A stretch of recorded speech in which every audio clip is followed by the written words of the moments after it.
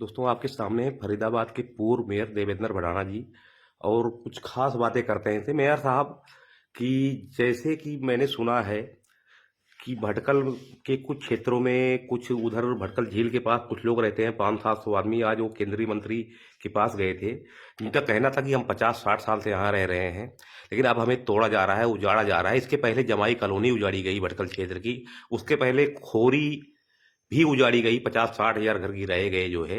और कहा जाता है कि सुप्रीम कोर्ट के आदेश हैं इसलिए इन्हें गिराया जा रहा है, ये अवैध कब्जे हैं, अवैध निर्माण है।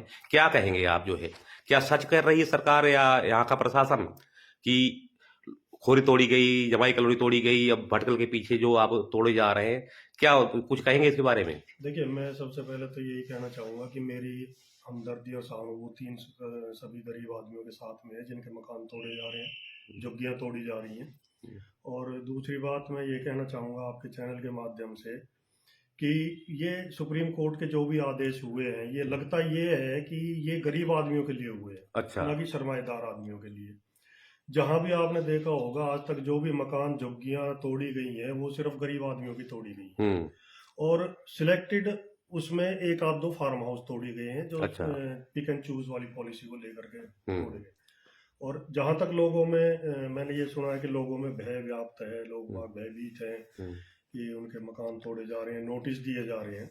हाँ, भयभीत है क्योंकि आज 100-150 औरतें भी गई थी वहां मंत्री जी के यहाँ। तो मैं आपके चैनल के माध्यम से ये बताना चाहूंगा कि भय सिर्फ उन लोगों में है जिनके अपने छोटे छोटे मकान बने हुए, झुग्गियां बनी हुई है, या जिसका कोई छोटी मोटी दुकान है, और वो भी 40-40, 50-50 हाँ, 50-60 साल से रह रहे थे लोग वहाँ। पुरानी। हमारे गांव में भी आप अनंतपुर में देखेंगे कि बहुत ही पुराने, हमारे जन्म से पहले के मकान बने हुए। अच्छा। उनको भी नोटिस जारी कर दिए गए।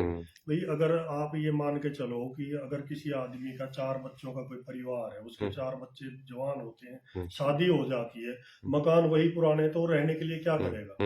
आसपास जगह अपनी खाली पड़ी है, उसमें मकान बनाएगा, कमरे बनाएगा, तो अपनी फैमिली, मतलब गांव वालों को भी नोटिस दिए गए हैं? गांव वालों को भी नोटिस दिए गए हैं।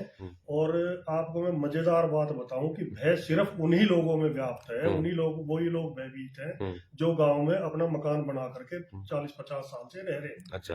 जो आप देखोगे सूरजकुंड रोड के ऊपर जो फार्म हाउसेस बने हुए हैं, बैंकेट लॉन बने हुए हैं, उन लोगों में कोई भय व्याप्त नहीं है। उदाहरण के तौर पे मैं आपको बता दूं, महिपाल ग्रीन वैली को आप ले लीजिए। अच्छा। 2013 में महिपाल ग्रीन वैली बिल्कुल नेस्तनाबूद कर दिया गया था। और 2013 के बाद में महिपाल ग्रीन वैली के मालिक ने कोर्ट के अंदर एक दावा डाला था जिसमें उन्होंने अपने नुकसान की भरपाई का एक दावा डाला था, एक मानहानि का दावा डाला था। अच्छा। कुछ अफसरों के ऊपर, जिसमें कि वो दोनों केस हार चुके थे। अच्छा। उसके बाद अभी लगभग 6-7 महीने पहले महिपाल ग्रीन वैली के अंदर लगभग 4-5 करोड़ रुपए लगा करके उसको बहुत ही अच्छे तरीके से मॉडिफाई किया गया है। अगर एक तरफ सुप्रीम कोर्ट के नोटिस जा रहे हैं और दूसरी तरफ एक आदमी 4-5 करोड़ रुपए और लगा रहा है उसके अंदर। अच्छा। और उसका कहना ये है, अंकित जैन नाम का व्यक्ति है जो महिपाल ग्रीन वैली को चला रहा है। अच्छा। वो ये कहता है कि मैं 25 लाख रुपए तो रिश्वत दे चुका हूं, अब तक मेरा फार्म हाउस नहीं टूट सकता। अच्छा। 25 लाख रुपए रिश्वत किसको दी है ये वो बता सकता है।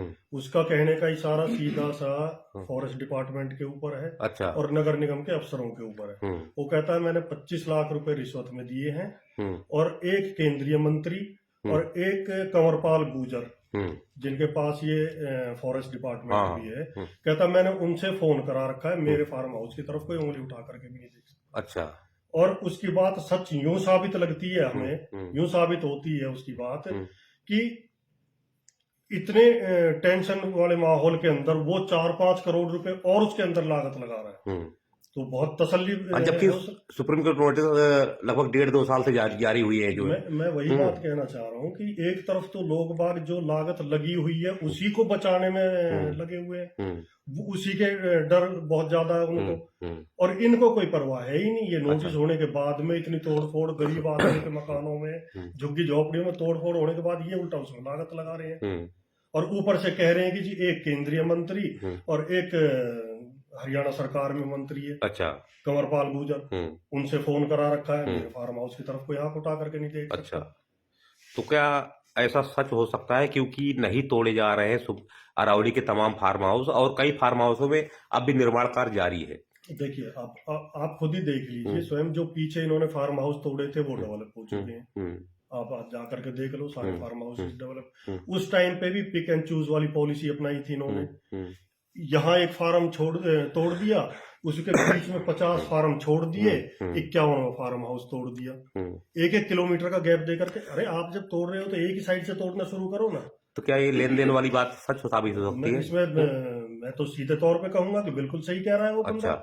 जो ये कह रहा है कि मैंने 25 लाख रुपए दे दिए और मेरा फार्म हाउस कोई नहीं तोड़ सकता, तो इससे क्या मैसेज जाता है? यही तो मैसेज जाता है क्योंकि जहाँ बड़े लोग 25-30 लाख रुपया दे सकते हैं, लेकिन गरीब लोग कहाँ से तो नहीं दे सकते, इसलिए उनको उनका तोड़ दिया जा रहा है, जो 50-60 साल से रह रहे हैं। जो यही मैं कह रहा हूँ कि ये गरीबों के साथ भेदभाव, ग्रामीणों के साथ भेदभाव। हमारे गांव के जो व्यक्ति है जो अपना मकान बना करके रह रहे हैं, एक दुकान, छोटी सी दुकान खोल करके अपने परिवार का गुजारा कर रहे हैं, उनके अंदर तो भय है, नुकसान है। वो तो 20-25 लाख नहीं दे पाएंगे। उनकी तो औकात नहीं है 20,000 रुपए देने की, उनकी हैसियत नहीं है 20,000 30,000 रुपए देने की। ये 25-25 30-30 लाख रुपए दे करके बड़े गर्व के साथ कह रहे हैं कि मैंने इतना पैसा दे रखा है, मेरी तरफ कोई आंख उठा के नहीं देख सकता। मेरे साहब कमाते भी तो होंगे, क्योंकि बड़े बड़े फार्म हाउस है, शादियां पार्टियां होती हैं। ये एक फंक्शन का कम से कम 15-15 20-20 लाख रुपए लेते हैं। तो इनके ऊपर कहे तो 2 फंक्शन का पैसा दे सकते हैं आराम से। 2 दिन की कमाई दे देंगे तो इनको कोई फर्क नहीं पड़ता। जबकि गांव वाले अगर दुकान खोले हैं तो 10 साल में 25 लाख रुपया नहीं कमा पाते होंगे। वो तो अब किसी प्रकार से अपने घर का गुजर बसर करते हैं। या जो अभी भटकल वाले बंते जी के यहाँ गए थे, वो कह रहे थे भाई साहब मजदूर है, रोज कमाते हैं, रोज खाते हैं। देखिए वो तो मैं बताऊं आपको, प्यास लगने पे कुआं खोदते हैं, वो तो डेली कुआं खोदना और डेली का पानी पीना, उनका तो ये हाल है। और ये एक फंक्शन के 10-10 15-15 20-20 लाख रुपए लेते हैं। अब ये जो 4-5 करोड़ रुपए इसने लगाए, वो इसीलिए तो लगाए, 20 लाख रुपए एक फंक्शन का फिक्स कर दिया उसने। तो मेरे साहब क्या ये कहना चाहेंगे, जितने 100-150 फार्म हाउस को नोटिस दिया गया और वे नहीं तोड़े गए, तोड़ के दिखाए ना, तो नोटिस देकर नहीं, क्या एक ने 25 लाख दिया है कि सब ने 25-25 लाख देके अरबों की वसूली की गई है? ये मैं एक बात बता रहा हूँ आपको कि ये बहुत बड़ा घोटाला है, बहुत बड़ा स्कैम है ये एक आदमी जब कबूल कर रहा है कि मैंने 25 लाख रुपए दिए, तो कितने फार्म हाउसेज है? अगर आप 25 लाख रुपए की एवरेज लेकर के चलो तो आप मल्टीप्लाई करो, कितने करोड़ बैठते हैं। अच्छा, ये 100 करोड़ से ऊपर का मामला जाता है। तो मैं तो एक बात कहता हूँ कि अगर नोटिस दिए तो तोड़ के दिखाओ ना, फिर तोड़ते क्यों नहीं हो?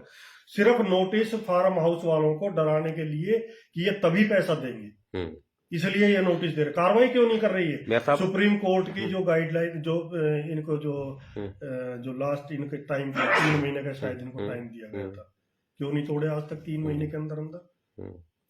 मतलब आप अजय सिंह चौटाला के खास कहे जाते हैं, उनके सुपुत्र दुष्यंत चौटाला डिप्टी सीएम है, तो क्या वहां तक बात पहुंचाएंगे? कल दुष्यंत चौटाला आ भी रहे हैं। देखिए मैं ये बात सिर्फ वहीं तक नहीं, मैं सुप्रीम कोर्ट में भी इस बात को उठाऊंगा। अच्छा, मेरी वकील साहब से बात भी चल रही है, मैंने कुछ सबूत भी जुटाए, आपको मैं दिखाऊं यहाँ पे। ये मेरा बनाया हुआ नहीं है, ये Mahipal green valley estimate of work demolished है। अच्छा, 2013 का जो इन्होंने दावा डाला था। एक ये है जो इन्होंने दावा डाला था, जिसमें 8-9 ऑफिसर, पूर्व MP अवतार भडाना समेत इन्होंने 9 आदमियों को पार्टी बनाया। अच्छा, जब ये 2013 में तोड़ा था। 2013 में तोड़ने के बाद में ऐसे कौन से डिपार्टमेंट से ये परमिशन लेके आए हैं, NOC लेके आए हैं, जिससे इन्होंने दोबारा डेवलप कर लिया। अच्छा, तो अब ये बात दूर तक जाएगी, आपका कहना है? दूर तक जाएगी अगर देखिए सरकार सुनती है तो ठीक है, वरना जो देश की सबसे बड़ी जो न्यायालय है, मैं वहां पर भी इस बात को लेकर के जाऊंगा। मैं सुप्रीम कोर्ट में भी इस बात को रखूंगा। उदाहरण के तौर पर ये महिपाल ग्रीन वैली का जो मामला है, इसको अदालत में पेश करूंगा। ठीक है मेरे साहब, थैंक यू। ठीक।